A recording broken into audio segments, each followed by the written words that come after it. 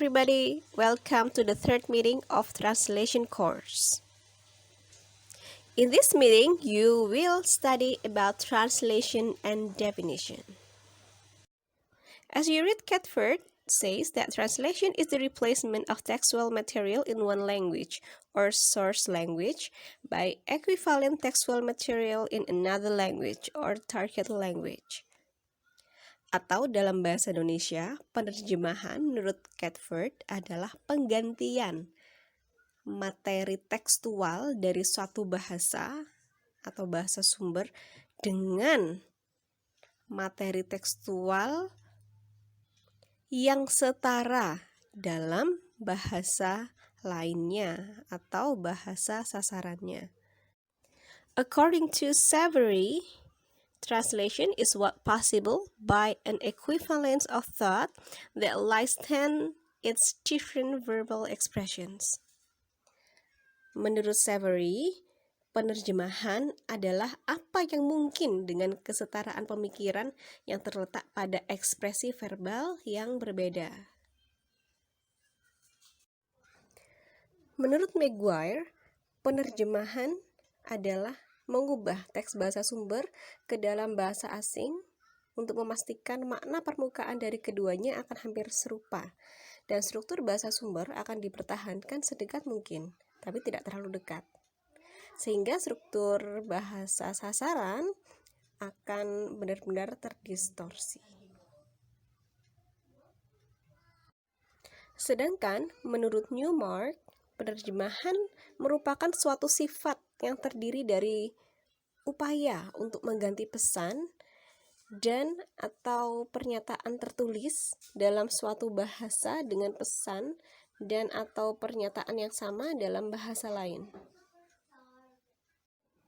Menurut Naida, penerjemahan adalah mereproduksi dalam bahasa reseptor padanan alami terdekat dari pesan bahasa sumber. Pertama dalam hal makna, dan kedua dalam hal gaya bahasa. Sedangkan menurut Pinchak, penerjemahan adalah proses menemukan padanan bahasa asing untuk pemerolehan bahasa sumber. Dari keenam definisi penerjemahan tadi, kita dapat menganalisis bahwa kata ekuivalen digunakan oleh Catford, Savary, Naida, dan Pinchak. Sedangkan Maguire menggunakan kata similar, yang mana similar ini sama dengan ekuivalen, ya. Kemudian Catford menggunakan istilah textual material.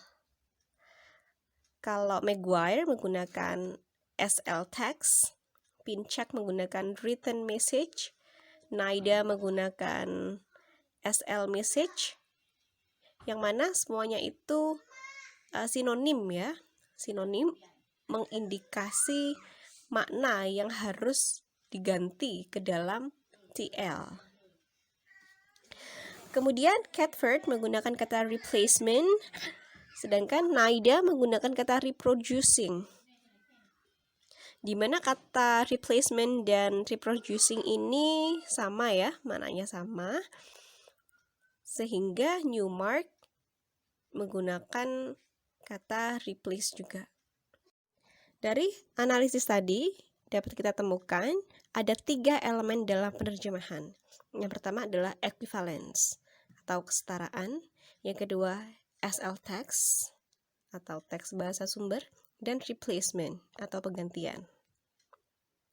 Selain 3 elemen utama itu, ada elemen lain yang perlu dipertimbangkan. Yang pertama adalah meaning atau makna, yang kedua style atau gaya bahasa yang digunakan, yang ketiga draft atau naskahnya, kemudian ada proses, yaitu proses menerjemahkannya.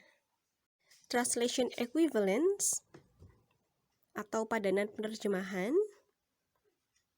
could be in the rank of word for word, phrase for phrase, sentence for sentence, and so on. Seperti di slide ke-8 ini dapat Anda lihat equivalence for word ya, rumah sakit, hospital ya. Kemudian phrase for phrase, contohnya perawat rumah sakit, yaitu hospital attendant. Kemudian kalau yang sentence for sentence, contohnya ini, saudara perempuanku perawat rumah sakit ya, my sister is a hospital attendant. Karena kadang-kadang kata memiliki makna lebih dari satu, kesetaraan penerjemahannya bisa menjadi masalah ketika kata itu berdiri sendiri. Oleh karena itu, jika menerjemahkan, kata yang ingin diterjemahkan tadi harus dilihat bersamaan dalam satu frasa, satu kalimat, atau satu paragraf. Di slide ke-10 ini, Anda dapat melihat beberapa contoh frasa idiomatik ya. Di situ contohnya menggunakan kata cat dan kucing. Dalam frasa idiomatik, kata cat dalam bahasa Indonesianya tidak diartikan dengan kucing, tapi dilihat dari keseluruhan frasa itu. Contohnya, to bell the cat, melakukan sesuatu yang berbahaya, to rain cats and dogs, hujan yang sangat lebat, dan lain-lainnya. Dari contoh yang diberikan di halaman 10 tadi, kita dapat mengetahui bahwa penggunaan kata cat, dog, mice tidak digunakan secara literal.